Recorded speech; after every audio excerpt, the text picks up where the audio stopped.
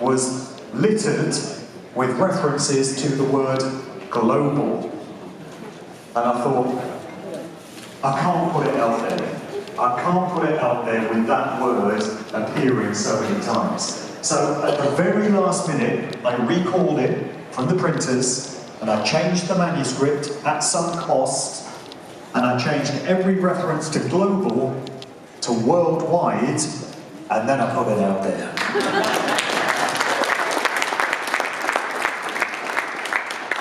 And I went through a period where, when I first came out as a spinning ball denier, of course I was mocked and ridiculed, and certain people unsubscribed from my channel. We've all been through that, right? Any of us that stick our heads above the parapet. But I was having a conversation with Dave Weiss at breakfast this morning about this. I now speak at a lot of conferences and events. I do one pretty much every weekend through the year. And so it means I get to network and mingle with a lot of critically minded truth seekers. And I have to say, in my personal experience of having conversations with these people at all kinds of events, I honestly have to say that I feel we're at an 80-20 stage in terms of acceptance that we can't possibly live on a spinning ball. I'm talking 80% of people of this sort of caliber are now having those kind of doubts. I feel that's the point that we're at. So that's a pretty major achievement.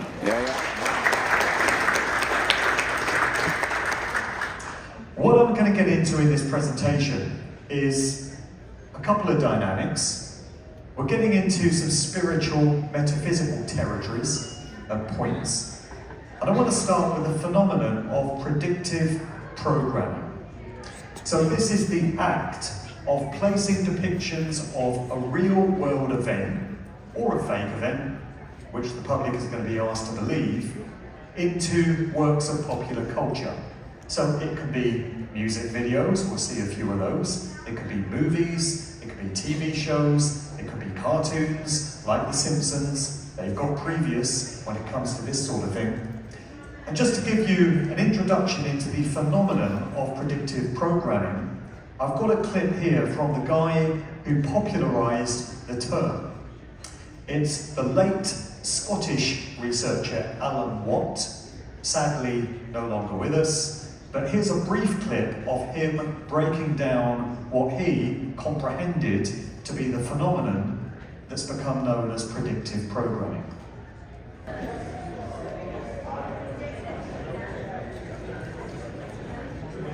It's almost like coupling the idea of the drama and suddenly a virus into your subconscious, and you're being programmed, and it's called predictive programming. The technique is ancient and it's no old science. Plato, in his Republic, talks about the culture industry of his own day and how it was essential not only for maintaining control over the people by the elite, but they had to control everything that was given to the public. In other words, anything the public saw in drama on stage was authorized. Interestingly, the problem with the sound setting there was that it was set to something called black magic. I think there's a sign there somewhere.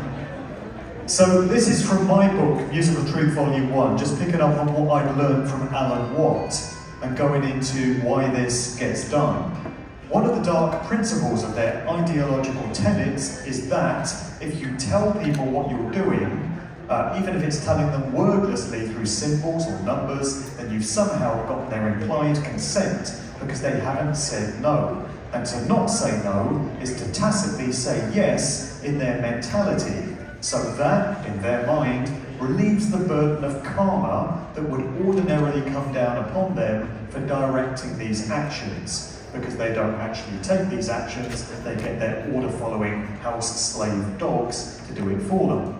In their mind, because they told you in a wordless, occult way, then in some way that alleviates the karma because they did say it in some form. It's a sick, twisted way of looking at it. But then we are dealing with sick, twisted individuals. That's one reason why predictive programming, which is also sometimes referred to as revelation of the method, is the same idea. That was a term popularized by the researcher Fritz Springmeier. That's why it gets done. Another reason is when you take an event such as 9/11, we can single that out as an example, and we'll look at a couple in a moment. If you endlessly present depictions of that event, because it's known to be coming, into popular culture, because those parties that pulled off the events of 9/11 are working in conjunction with the owners of Hollywood, the owners of the music industry, they're all part of the same network at the end of the day, you establish a familiarity with what the public is going to be asked to believe because you've implanted into their subconscious mind, Jaron touched on this earlier, what is going to be presented on the mainstream evening news. And then the third reason is the idea that energy goes where attention flows, so that you can actually get large numbers of people to make an energetic connection with a certain idea, again, by implanting images of it, representations of it, into their collective subconscious mind. So 9/11 does become a classic example of how this dynamic works. There have been several hundred examples of predictive programming in popular culture which pertain to the events of September 11th, 2001, in the decades before it happened. Here's just a few examples, going back to 1976. There's examples going back to the 1950s, in fact, indicating that this particular event was planned decades in advance. The sick, twisted psychopaths that we're talking about here plan their moves a very long time in advance. They play the long game, they display incredible levels of patience. Many more examples here, many popular Hollywood movies. These would have been watched by potentially billions of people around the world. And so these images get soaked up like a sponge into their subconscious mind, and then the real event gets presented and all that familiarity is already there. Here's a classic example from the music industry of a sleeve depicting the very events that we were asked to believe took place on September 11th, 2001. This is from a little-known hip-hop act called The Coup. It's an album called Party Music. It was released in June 2001, so just a few weeks before those events. And for some reason, this sleeve shows the Twin Towers of the World Trade Center exploding in exactly the way they were seen to just a few weeks later. And the frontman of the group there, Boots Riley, is seen holding some sort of remote control detonator, very strongly suggesting that that event constituted a controlled demolition. Then we have this classic. Many of you may have seen it. If you haven't, it's a shocker. It's from the British rock group Supertramp. It's their album Breakfast in America, which was released in early 1979. So on the sleeve, you've got a view from an aeroplane window. You've got a breakfast tray made up to look like the Manhattan skyline. You've got the waitress there in orange, serving a glass of orange juice, and you've got the name of the band, Supertramp, across the top of the screen. It's been worked out that if you do a mirror image reversal of that sleeve, because of course we do live in a satanically inverted society in which everything is back to front and upside down, a very interesting effect occurs. Let's take a look at it. So now, above the Twin Towers, the U and the P of Supertramp start to look very much like a 9 and an 11. So there's some subliminal programming being soaked up by the record buying public in 1979, a couple of decades ahead of the event that was known to be coming. We have some video examples from the music world too, such as this one.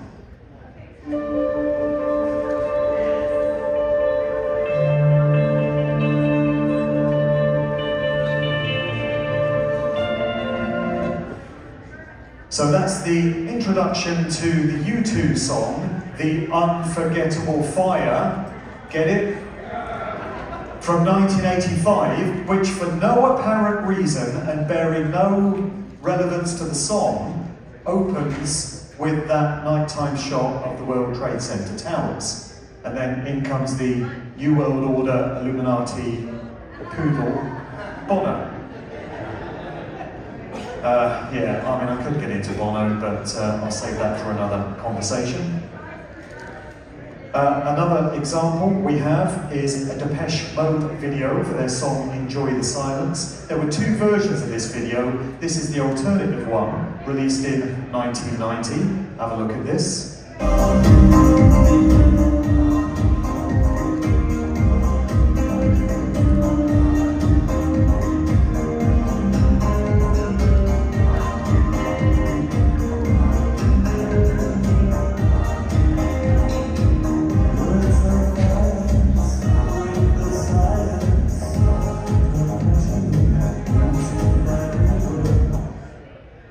So it says there, come crashing into my little world. And that video was shot atop the World Trade Centers in 1990, so 11 years before those events. They do like their numbers, we'll see plenty more of those. Another example here. Body size represent, brown paper bag. Very subtle, very subliminal. You just see a skyscraper there. It's not actually one of the WTC towers, but it looks very similar, and you just see the silhouette of an aeroplane flying past. That was 1997, so we're getting closer to the event there.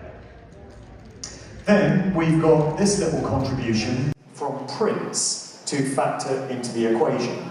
So there's endless discussion about the true nature of Prince. I've done shows on this. My second Musical Truth book has a whole appendix section at the back consisting of an essay by a guy named Dan Munro considering the dual aspects of Prince, how he seemed to embody the duality that's present within this reality. So 1 minute in his music, he'll be singing about basically sex, temptation, sin, but he would always balance it out by then putting out a song which was very deep, reflective and spiritual in nature.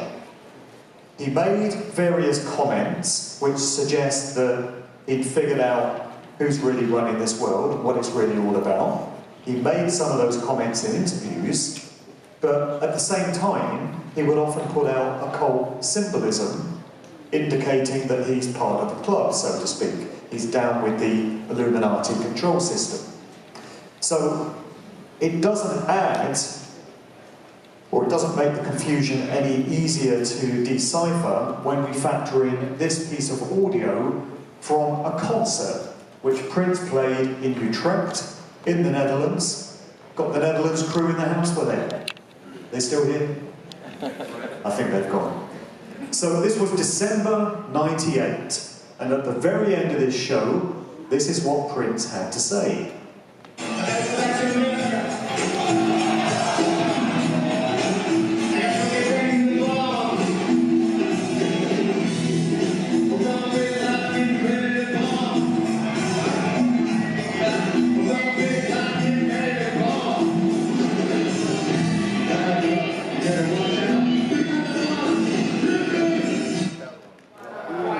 So there it is. He says Osama bin Laden's getting ready to bomb.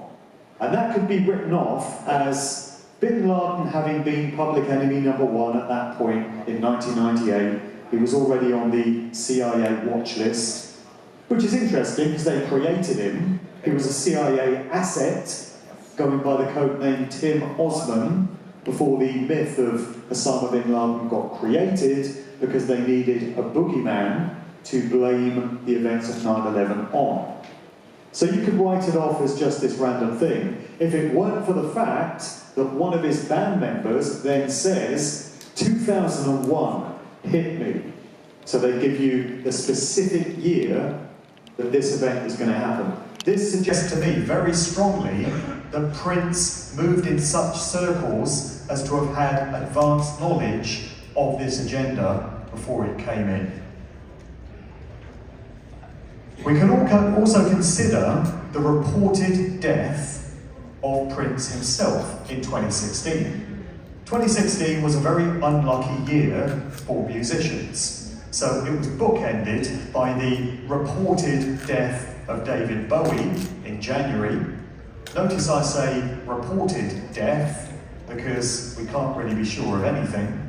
And at the very end of the year, we had the reported death of George Michael on Christmas Day.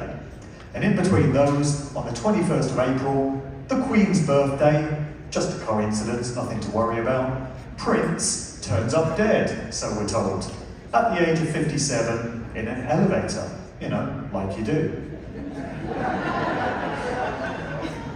When you're a vegan and a health freak and, you know, you exercise every day, you know, it just happens. So, when it comes to what we were told about how Prince checked out, it seems there had been some predictive programming going on there too. And it seems the public was getting pre-warned and warmed up, ready for the news of Prince's demise. So, as I mentioned, The Simpsons has previous when it comes to letting people know what's coming in terms of agendas. Here's an episode from many years ago. You finally did it! You mixed Buzz Cola with the smooth, rich taste of lemon. Unfortunately, there are certain stars who won't do what we want. What's their problem? They're still alive. And then we thought, who's good at killing celebrities? Me! That's right! Homer, would you be willing to acquire some more accounts for us? Well, you know, it is awfully hot today.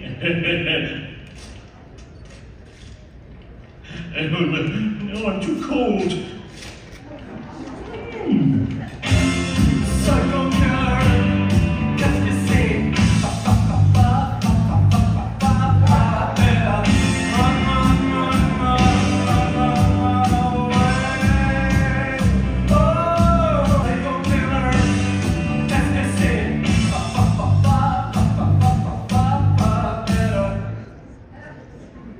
Oh, there's a good one to finish on. So, the death of Prince foreshadowed in The Simpsons some years before it happened. Seeing Neil Armstrong's name there just reminds me of how horrific the state school system is. In the UK, I'm sure it's no different in the United States, but one of my daughters was studying at school so-called heroes. They had this thing running. And she came home one day and said, oh, we're learning about Neil Armstrong. He's a hero. That's what they're teaching kids in the regular school system, but I'm sure it's no great surprise to many of you. So as I said, 2016, on Christmas Day, George Michael turned up dead in bed, you know, like you do. Many anomalies and discrepancies surrounding this one, connected to his partner, or what is said to be his partner, a guy by the name of Fadi Fawaz, deeply suspect individual. He was involved with Stephen Gately of the boy group Boyzone some years before he got with George Michael. And Stephen Gately dropped dead on holiday in Mallorca one day of sudden adult death syndrome. That's what it was called. There's been a lot of that around lately, hasn't there? So it could be said to have been ahead of its time. So we have the death of a man arguably most famous for the song Last Christmas I Gave You My Heart, turning up dead on Christmas Day of heart failure. But again, it's just a coincidence and nothing to worry about. There were an endless array of clues pertaining to the incoming death of George Michael in TV shows and movies leading up to 2016. I detail them in volume 2 of my book.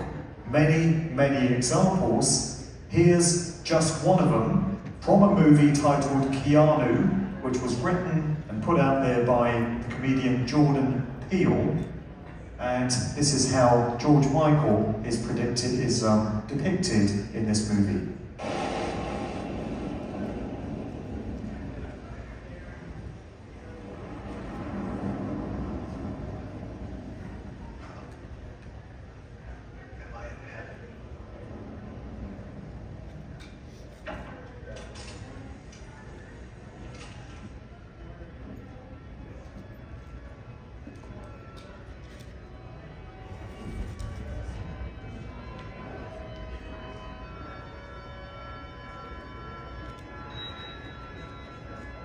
George Michael.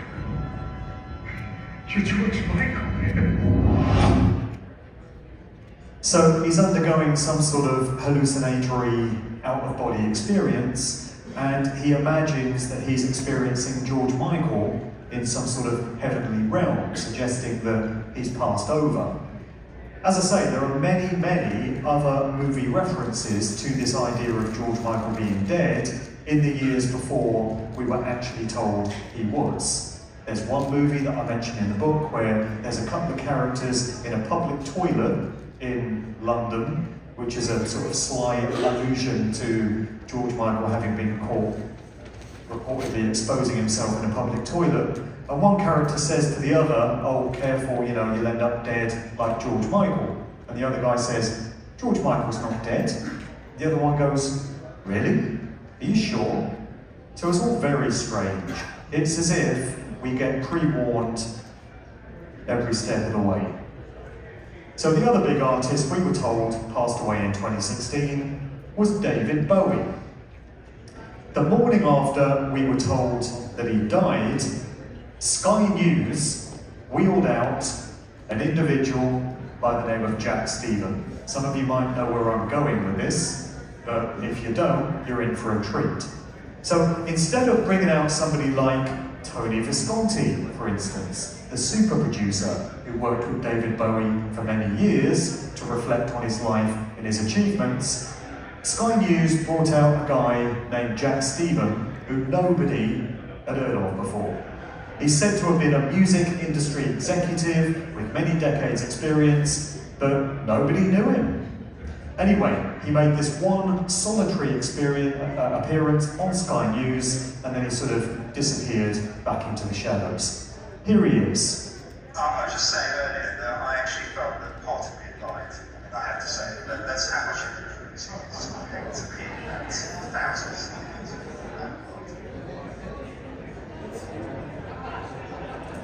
Does he remind you of anyone?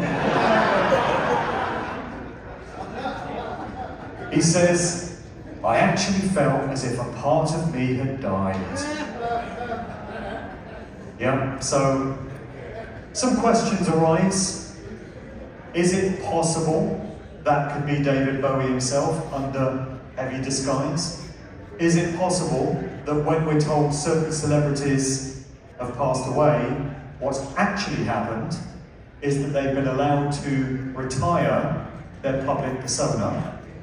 Bearing in mind that David Bowie is a stage name, you know, the individual, the living, breathing man was David Robert Jones. So maybe the David Bowie alter ego is what's been retired, but David Robert Jones has been allowed to live out his remaining years in obscurity under some sort of witness protection program type scenario. Maybe he's been whisked off to some hidden lands that we don't know about, in keeping with the theme of this again. Or maybe it's just a coincidence and this guy really does look and sound exactly like David Bowie.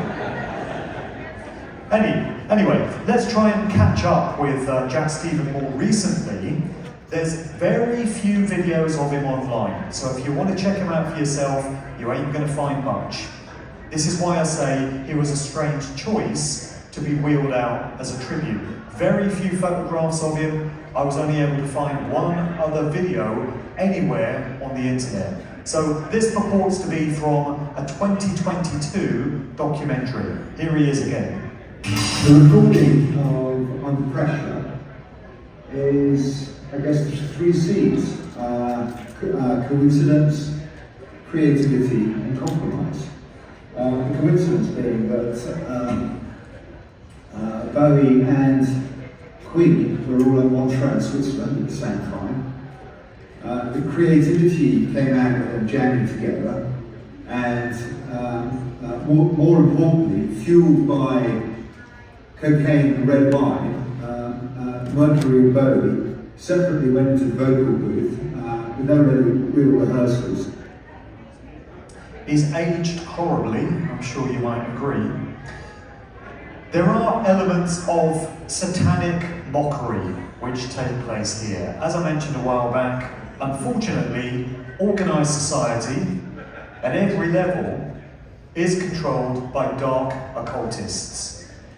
Whether people choose to accept that or not, these individuals, these networks, have a comprehension of how this realm, this reality works. They know how to harness energy and manipulate it, and that's why they do things like satanic rituals, for example.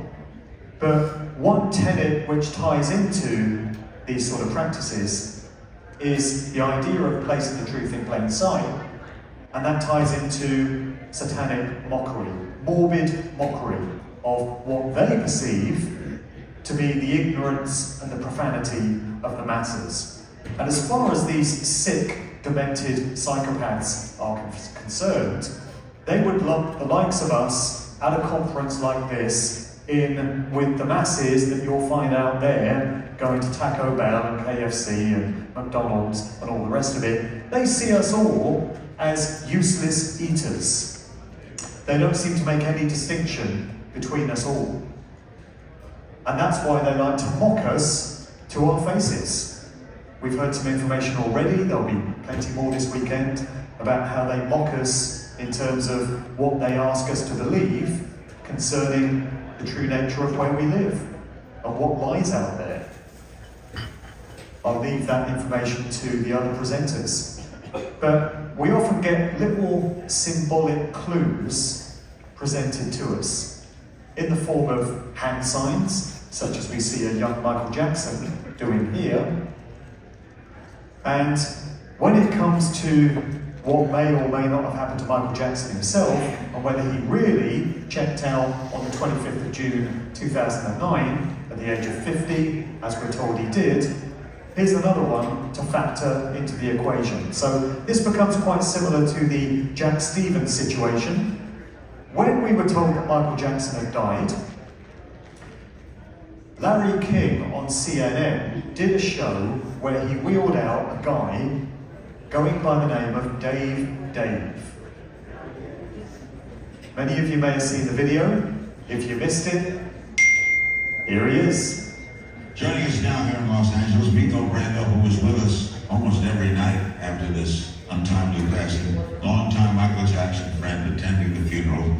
And Dave, yes, that's his name, Dave. He was David Rothenberg. He was set on fire in 1983, suffered, as you can see, terrible scars. Michael Jackson befriended him and paid for a lot of his surgeries. Dave is also attending the burial. Why Dave? Well, to liberate myself from the confines of my father's criminality. He caused the fire? Yeah. He is a criminal, and he caused all this. To free myself of his name and his legacy, I decided to become my own person through changing my name. Does he sound like anyone? I mean, there are different possibilities here. It may well be that that's not Michael Jackson in disguise. They may simply be taking the piss by putting someone out there to cause us to ask these kind of questions. Just like with the Jack Stephen guy, you know, deliberately making them look and sound like the artist that we've told has just passed away, just to fuck with our minds, representing that mockery that they like to make of us, and just making it almost impossible to get to the truth of the matter in so many of these cases. A more up-to-date example of how predictive programming, revelation of the method, has been dropped on us big time, and psychological warfare of a military grade has been put upon the populations of the world by the governments that we're told are there to keep us safe and represent our interests, comes from the COVID-19 agenda of the last 3.5 years that we've all lived through, whatever part of the world we might come from. I mean, that alone should stand as evidence that the world is not run by the people that we're told it is. Otherwise, don't you think individual governments around the world would have made some different decisions about what needed to be done over the past 3.5 years? Not that I accept personally there was any threat whatsoever, because it was just another manufactured psyop. But don't you think the odd country might have said, well, no, we don't think we should be locking down, we don't think masks are necessary, and we think things should be done this way. Or some nations might say, well, we don't think this is a threat at all. We don't see any evidence that this is harming people in any way. But what we did see was all the governments of the world coming together in tandem, in lockstep, if you like, implementing the exact same measures at the exact same time. And it's not as if there was any shortage of pre-preparation for this one either. When it comes to movies, TV shows, also music videos, we have, once again, as with 9/11, an endless selection of examples. Here's a clip from the movie Contagion, released in 2010. There continue to be evaluations of several drugs with variants among them. But right now, our best defense has been social distancing. No handshaking, staying home when we're sick, washing your hands frequently. So it's a nice 10-year lead-in there through that movie. You know, Matt Hancock, who was the UK Health Secretary during the COVID nonsense, actually admitted that he took his guidance for what needed to be done in the UK in the wake of COVID from that movie. He actually came out and said that. He said, oh, well, we're just doing things the same way they did in Contagion. And the vast majority of the British public just accepted that. You know, Hancock is a criminal and he does not deserve to be walking around a free man. Same with Johnson and all the rest of them.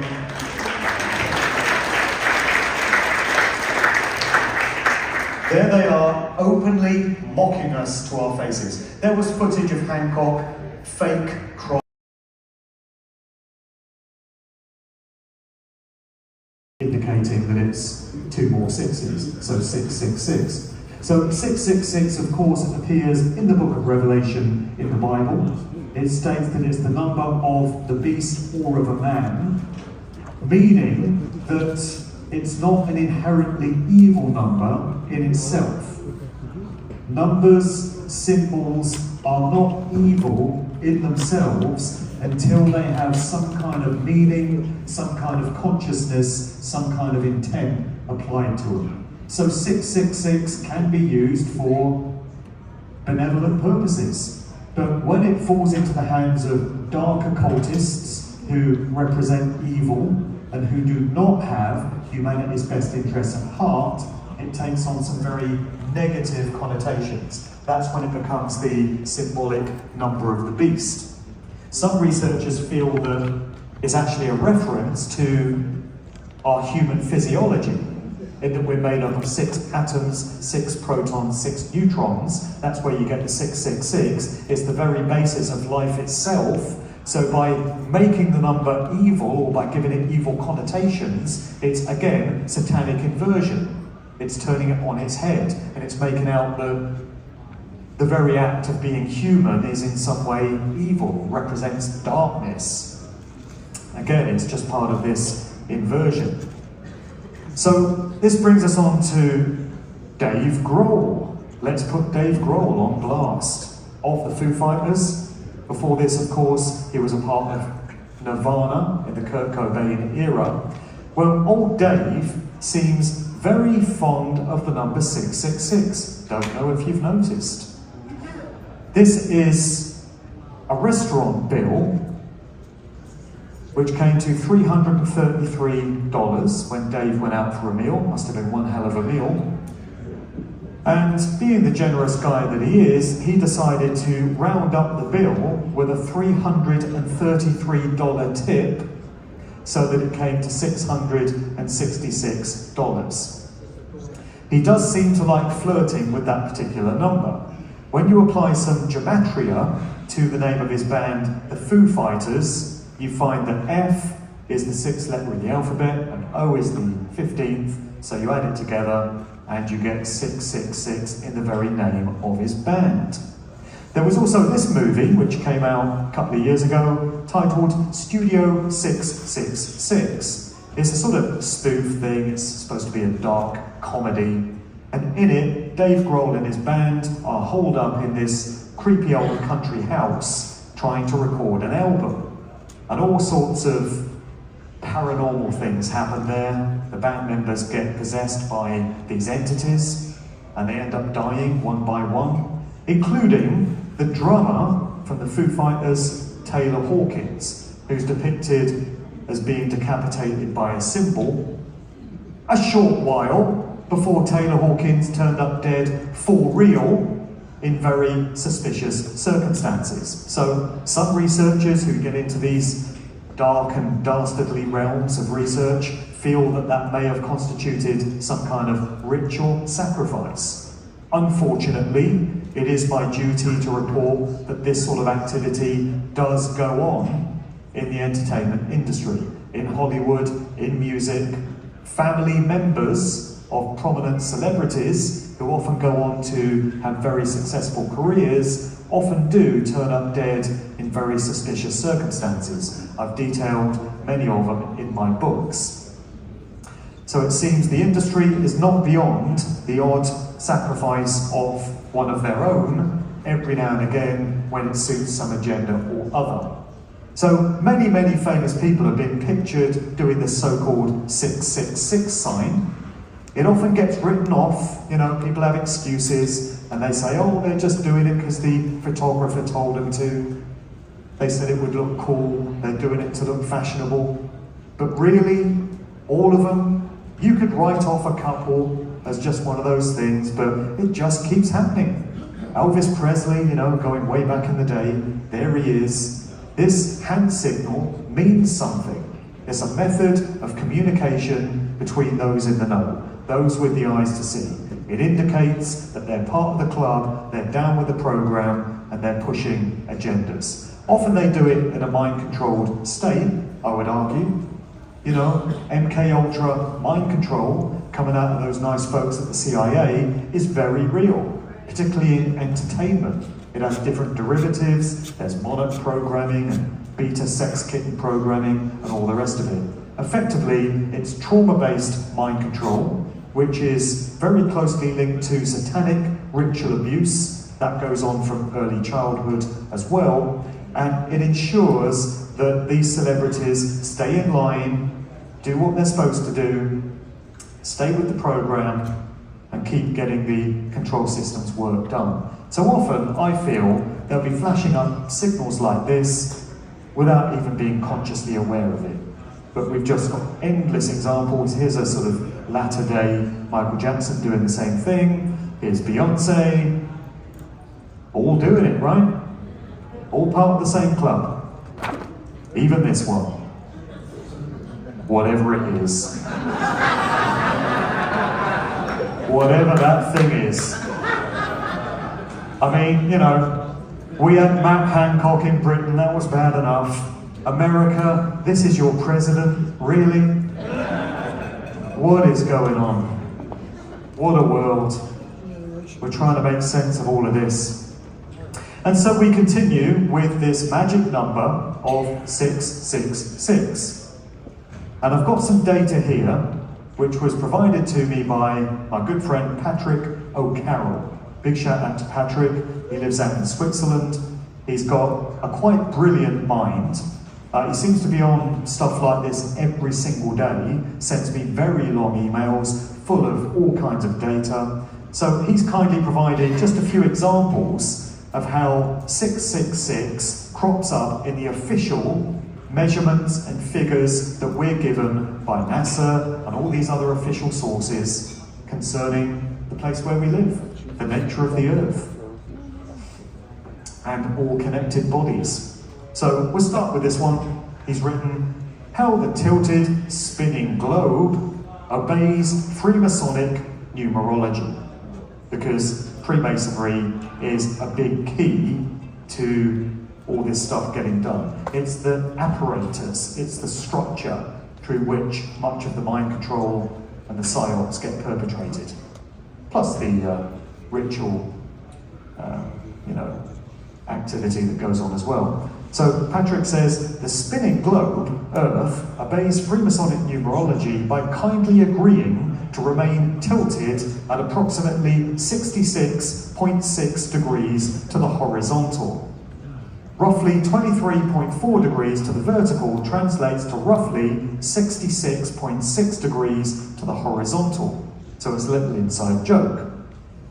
It's hidden in plain sight unless you go out of your way to do the math that 90 degrees minus roughly 23.4 equals roughly 66.6. So quite the coincidence, I'm sure you would agree. The tropics of Cancer and Capricorn, in terms of what we're told, they also obey Freemasonic numerology by generously agreeing to commence at roughly 66.6 degrees from the poles. Tropic of Cancer, again, roughly 23.4 degrees north of the equator, means roughly 66.6 degrees from the North Pole, because 90 minus 23.4 is 66.6. Then the Tropic of Capricorn, roughly 23.4 degrees south of the equator, means roughly 66.6 degrees from the South Pole, because 90 minus 23.4 is 66.6. What else could it be? You see how they're taking the piss with all this stuff? And I know we'll see much more evidence of it throughout the rest of this weekend. The mass of Betelgeuse, from what we're told about it, is 6.66 million times that of the Earth. I mean, of course this is nonsense, it's all bullshit, but this is what we're asked to believe. It's the same as when you go back to these predictive programming examples in movies and such, with 9/11, they're asking you to believe that 19 Arab hijackers armed with box cutters did it, directed by a man on a dialysis machine halfway up a remote mountain range in Afghanistan. That's all nonsense. But it's what they're asking you to believe that becomes important in terms of what they're putting into the subconscious mind of the general public. It doesn't matter that it's nonsense, it's what they want people to accept. The Earth orbits at 66,660 miles per hour. How can it be any other figure? This is what you get when you type it into Google.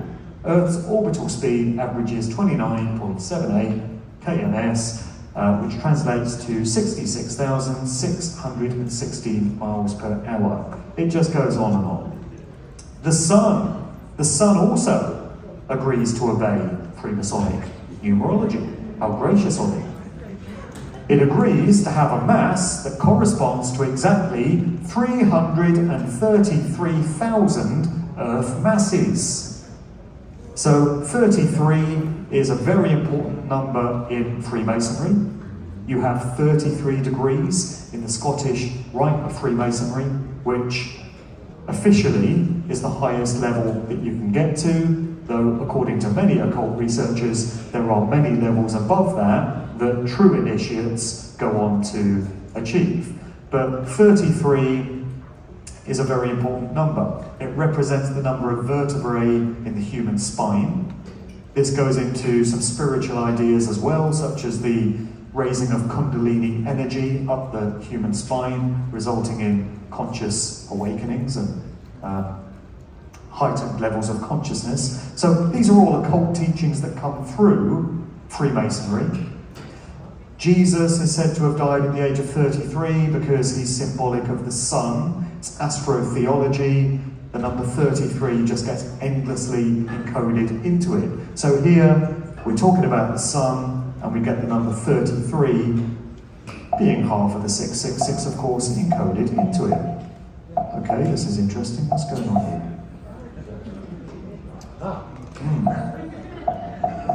Very interesting. Seems to have frozen.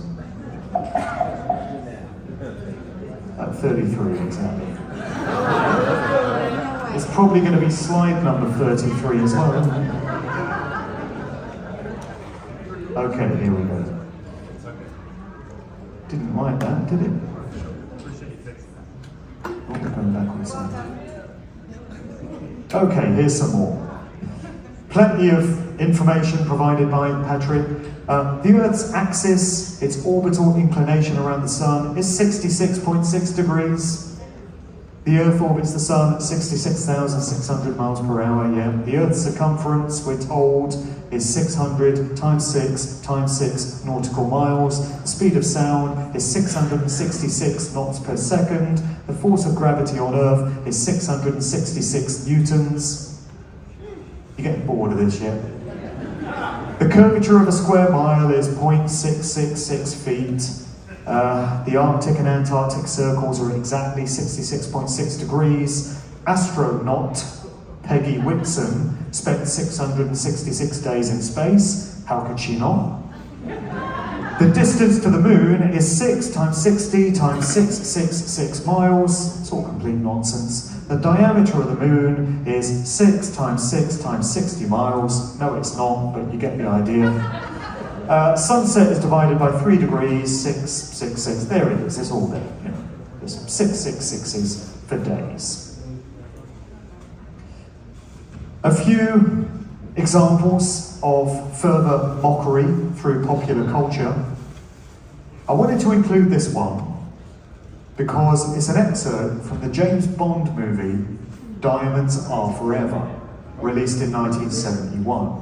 It has Vegas relevance because a big part of the story is set in Las Vegas, and Sean Connery's James Bond character is on the trail of a diamond smuggling ring which has led into Vegas, and he's after this scientist who he sees getting into a van and driving out of Vegas into the desert, into the Nevada desert.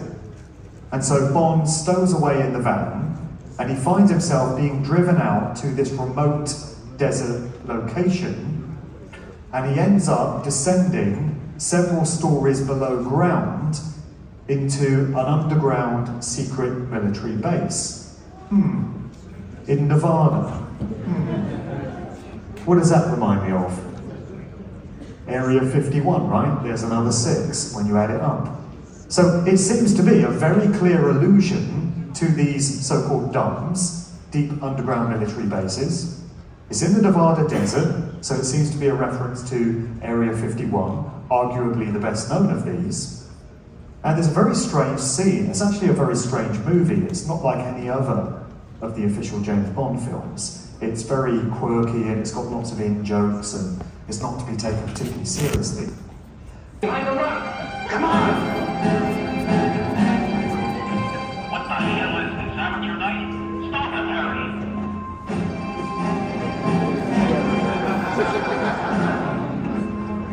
Get him on the machine, that isn't a toy. How's that going, Mikey?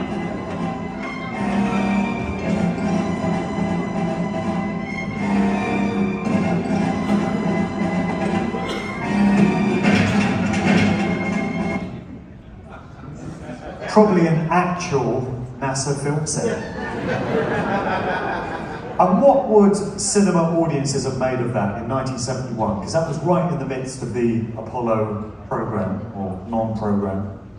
So the filmmakers appeared to have been telling people that that entire scenario was fake as fuck. and implanting it into a James Bond film. But how many people at the time would have known what was being communicated to them? Of course, now we know better. Music videos.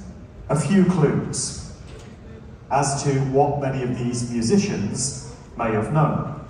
Again, much of it may amount to mockery of the profane masses, but we have the REM video and song, Man in the Moon.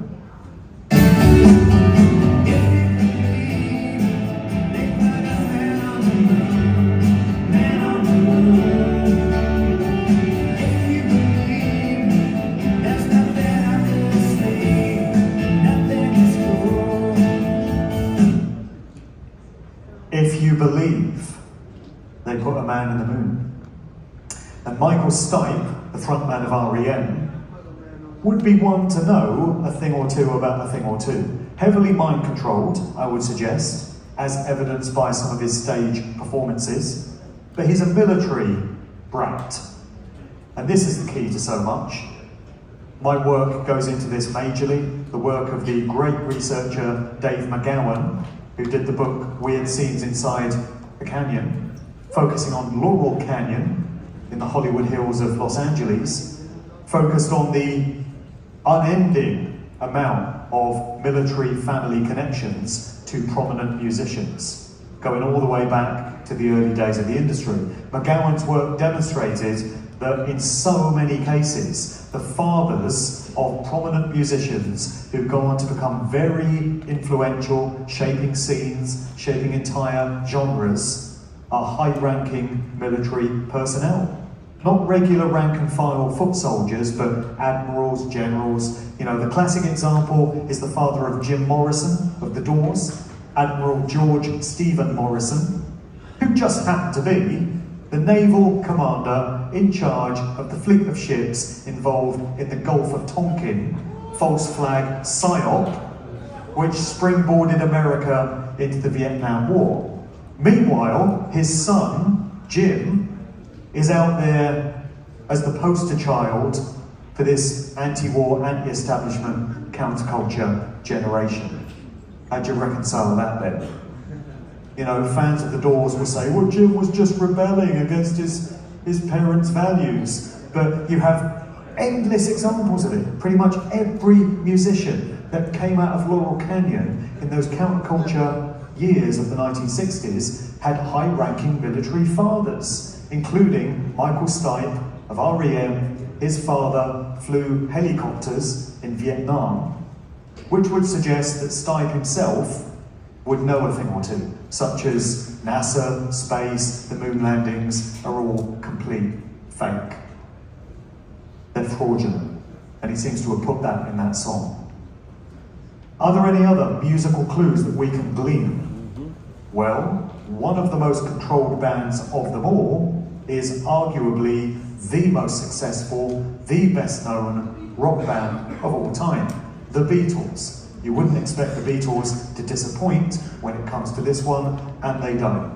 Many researchers feel that the Beatles were a product of Tavistock, the Tavistock Institute of Human Relations in London, one of the major social engineering PSYOP think tanks that cook up culture creation and things of this nature and produce lifetime actors.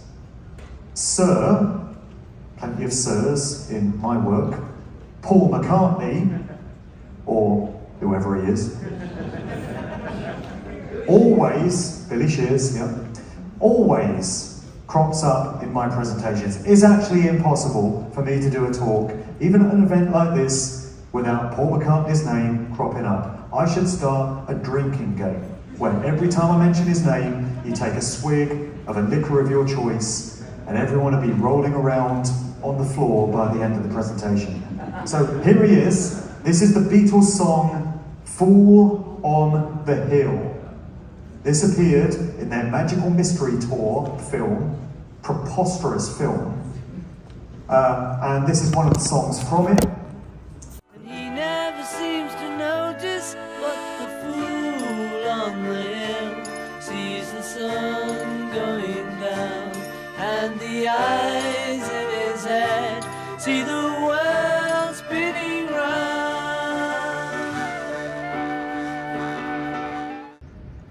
So he's looking quite moronic at the end there because he's the fool on the hill. And the eyes in his head see the earth spinning round. Is that a clue in that only a fool would believe that? Is that what the Beatles were communicating?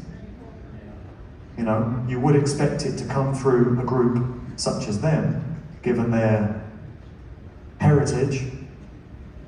This was the title image to my presentation because I think it's quite a provocative one. Kate Bush, definitely an artist who knows some things. Also mind controlled, I would suggest. Pretty much all the major ones are. They've been subject to that style of programming to keep them on track, so they continue to push agendas. But with that sort of programming often comes great knowledge. Prince knew a lot. Kate Bush knew a lot. She put it into her songs. She's got a song simply titled Pi, where she's talking about that amazing transcendental number. The entire song is her talking about pi and reciting the number. She's got a song called Experiment 4, where she's talking about sonic weaponry. She's talking about sound weapons and how they're cooked up in government laboratories. And she had this song, Sat in Your Lap, where she's pictured on the sleeve, wearing a dunce's hat, holding a globe, as if suggesting that only a dunce would believe such a thing. So, you know, Kate Bush wasn't stupid. She had her song Cloud Busting as well, which is all about the orgone energy technology of Wilhelm Reich. It's a fascinating video featuring Donald Sutherland, the actor, portraying the part of Wilhelm Reich. Were we getting a clue? There's a rock group out of Illinois who got started in the late 60s called Head East. They had an album called Flat as a Pancake. Is that a clue as to the true cosmology of the place in which we live? Did that band know? Got some lyrics from a Meatloaf song here. Take a listen. I know that I will never be politically correct. And I don't give a damn about my lack of etiquette. As far as I'm concerned, the world can still be flat. Seems the odd clue has been peppered around through the decades in various songs.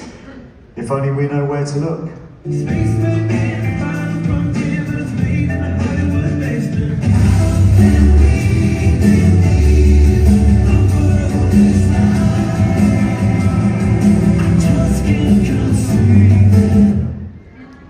Red Hot Chili Peppers and Toto there, another couple of lyrical clues.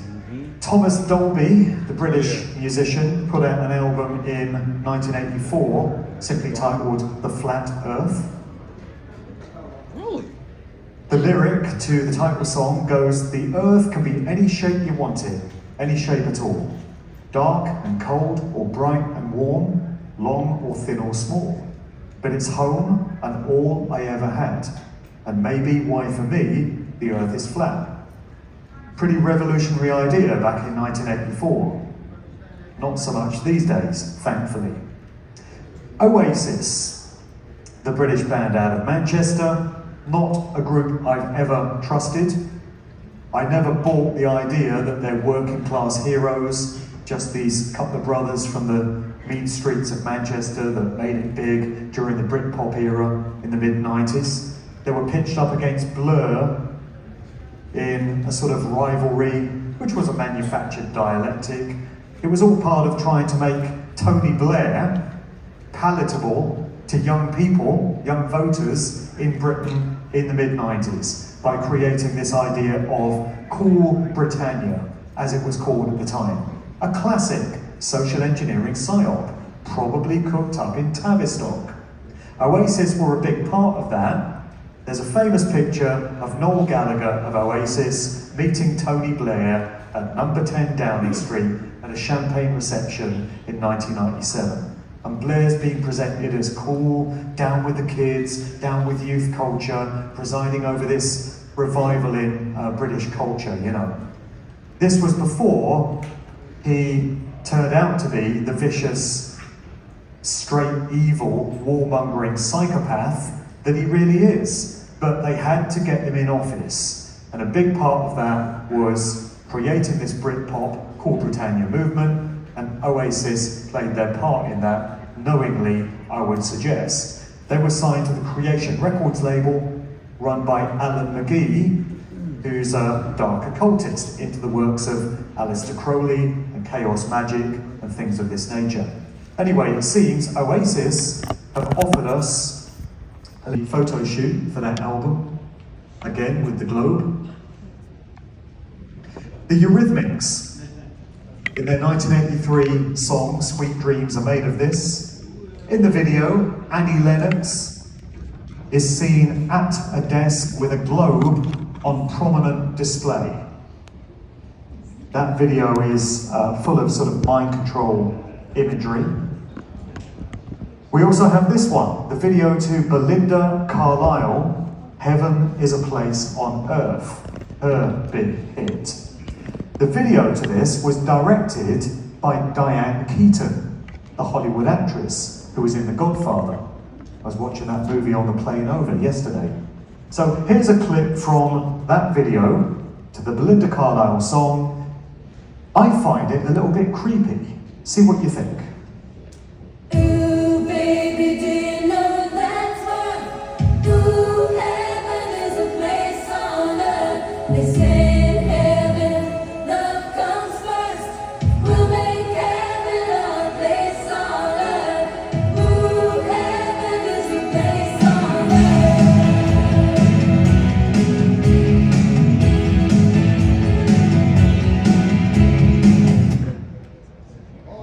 So the whole video smacks of mind control to me. I've been doing this research a long time. I know what sort of symbolism to look out for. You got those kids in the creepy face masks, and it's straight MK Ultra.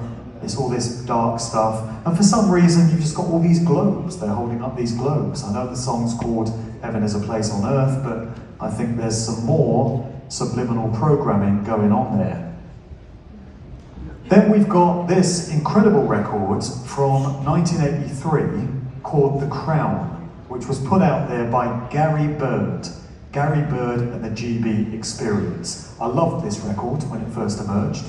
It talks about ancient civilizations, and particularly black culture and the contributions that it's made to the advancement of humanity.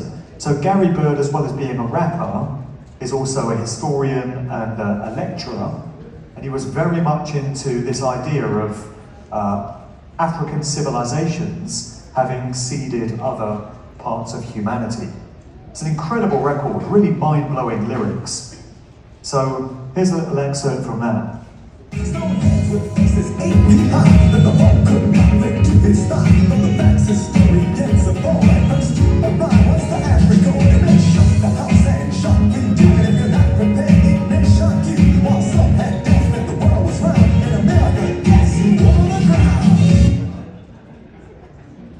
So when he says, well, some had doubts that the world was round, I don't interpret that as a diss. It's not him saying that that's an acceptable belief system. I think what he's saying is that ancient civilizations knew damn well that the earth is not round. It's not a spinning ball. And he's communicating that in that song. That's my takeaway from it.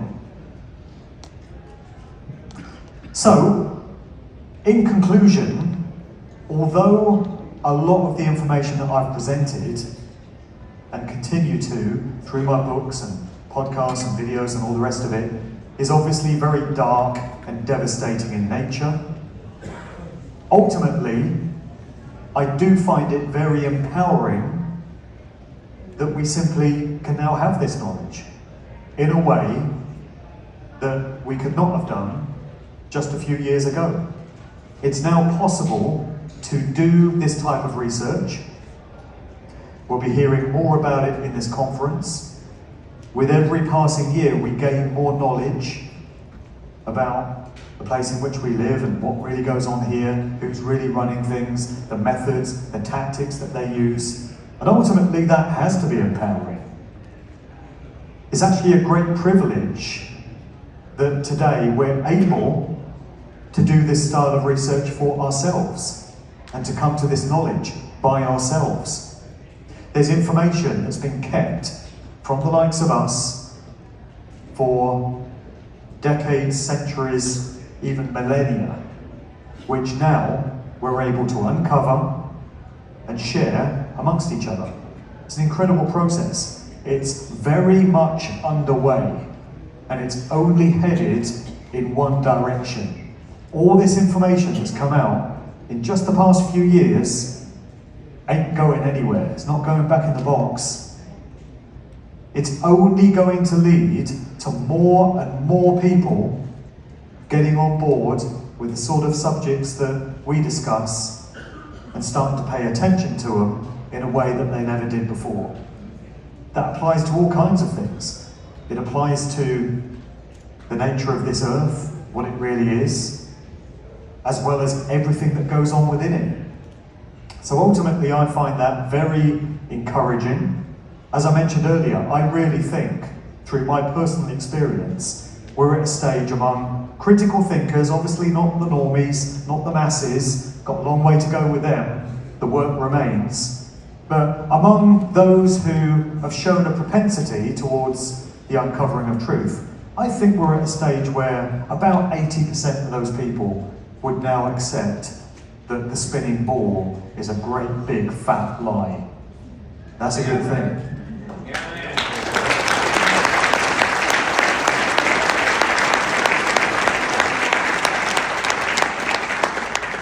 20% to go. And if we keep chipping away, eventually we'll get to where we need to be. You know, an analogy that I often keep in mind is that if you've got a mountain in front of you that you have to get past, it's a great movie actually, directed by William Friedkin called Sorcerer. It's a little known film, 1977. It's a remake of an earlier one from the 50s. And you've got these four guys in the wilds of Central America, and they have to deliver lorry loads of nitroglycerin to put out a massive fire that is raging in an oil well in the area. And so they're driving these trucks through this perilous landscape, and there's this one point where they come across this great big tree trunk lying in their path. And they're thinking, well, how the hell are we going to get past this? It's just impossible. And one of them has the idea of planting some of the dynamite that they've got in the truck, in the tree trunk, and blowing the bloody thing up, which they do, and then they can get the truck through and continue on their journey. And I often keep that analogy in mind. It can seem impassable sometimes. It can seem like we've got a mountain in front of us and we're never going to get to the other side. And for as long as there's only a few of us working on the job, no, we're not going to get past it. But there's more than a few of us now, and the numbers are growing every day, and eventually we will reach that critical mass where we have enough people to get the job done and get us to the other side where we need to be. It's a process that's underway. I'm very happy to see it. We're all playing our part in it, and we have to continue to do so, and then we'll get to where we need to be. Thanks for listening.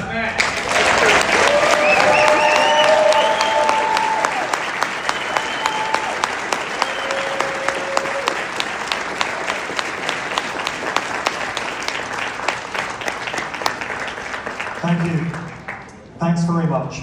So I've come in a little ahead of time, and I did like the idea of taking a few questions, maybe, if anyone's got any. So if we have a roving mic out there somewhere, I think we got time for a little Q&A. I got a roving mic right here.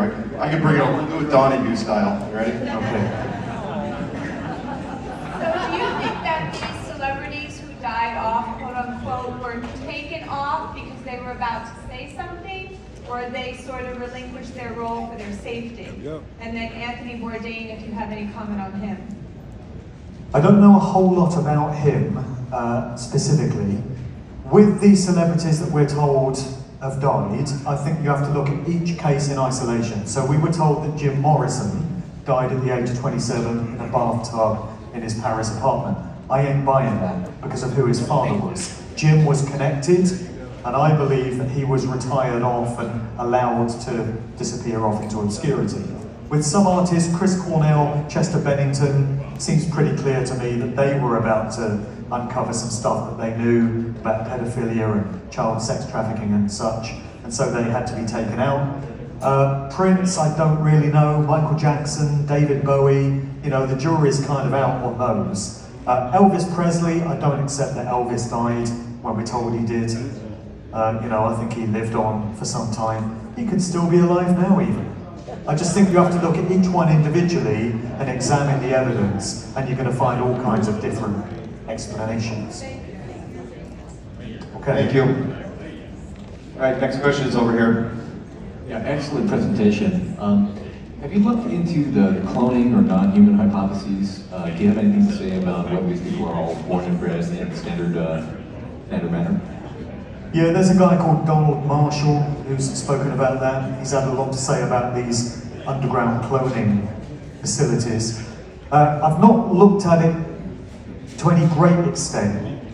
My first impression of it is that it sounds a little far-fetched. I know that Flat Earth did when I first came across that. So not to say that it can't be true, but it's not an idea that resonated with me yet, and it's one that I think requires a bit of further research.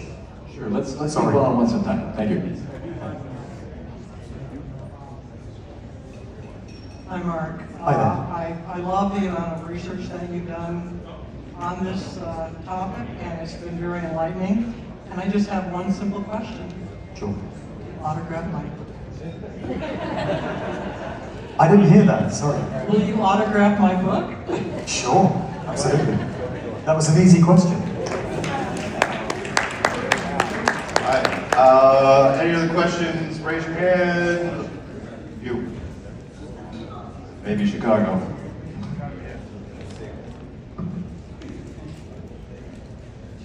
Yeah, Mark. Hi there. Dave, John from Chicago. And you talk about predictive programming, and I've seen the 9/11 stuff from years, and the Simpsons and all that other stuff. Now, what about the stuff that's happening now that's going to be happening? Yeah. Like Project Bluebeam, and you see stuff like that, or what do we see now that what's now going on programming? Good question. Yes, the fulfillment of the New World Order master plan, basically, Agenda 2030, and these smart cities that they want us all to be living in, this idea of not being able to travel and 15-minute cities and all this sort of stuff. So there's a lot of that programming going into movies now. I honestly feel that we collectively, though, can head a lot of this stuff off, and I think we have. I think through the exposure of the COVID agenda, through so many vigilant researchers and all these protests and these freedom rallies that have sprung up around the world, without all that having taken place, I think we collectively would be in a very dark and deadly place by now. I think things aren't as bad as they were intended to be because many of us have paid attention to them and done our best to expose them. So, uh-oh. Have I gone over time? Oh no, No, you're good. All right. You're good. So I think it's quite possible that we can thwart their plans by just not complying with them and exposing them as far as we can. And a lot of them don't come to fruition in the way that they would have liked them to. There's been a lot of Project Bluebeam stuff out there. I mean, we'll see if they get that audacious. If they really get that desperate, then that's an indication that they're losing, because it seems to be their last trump card to play. Yeah, I say just bring it on, let's get it over with. I have a question over in this corner, right over here. No, look to your... I can't see anything. Sorry, look, yeah, I'm blinded.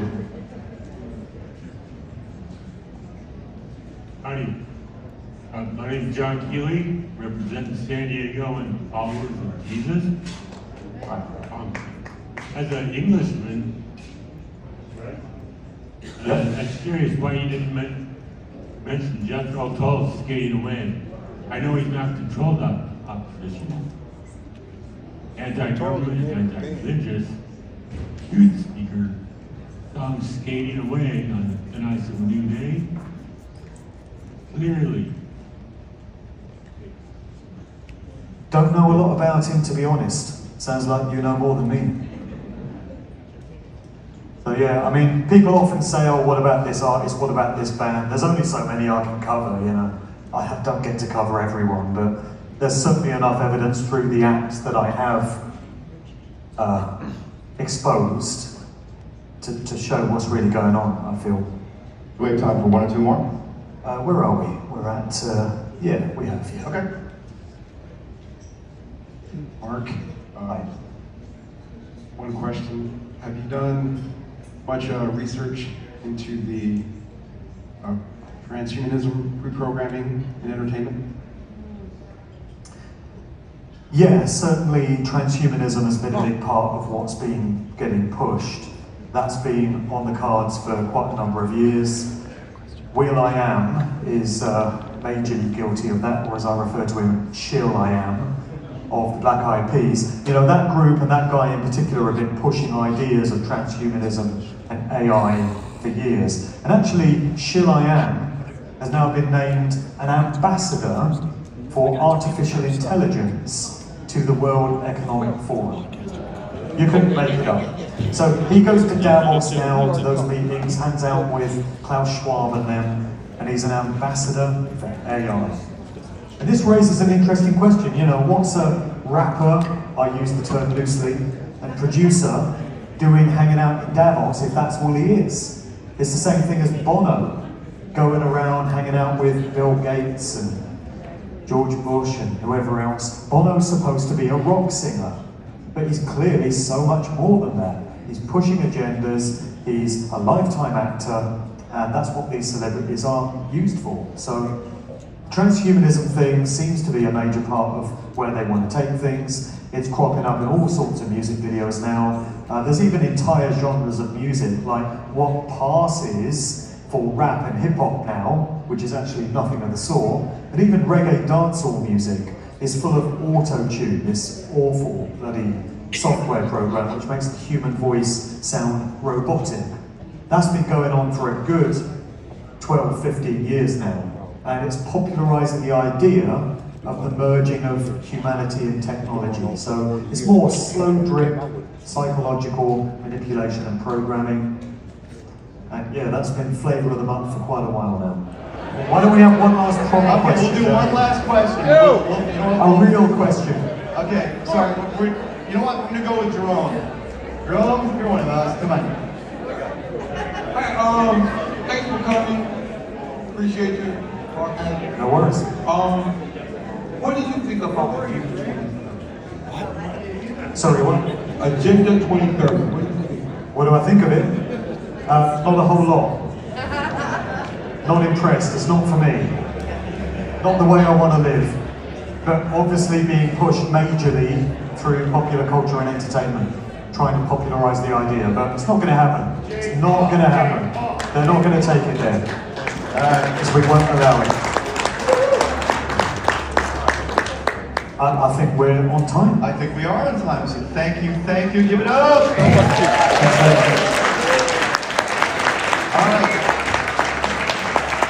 Oh, books over there. I've got copies of all my books if anyone's interested.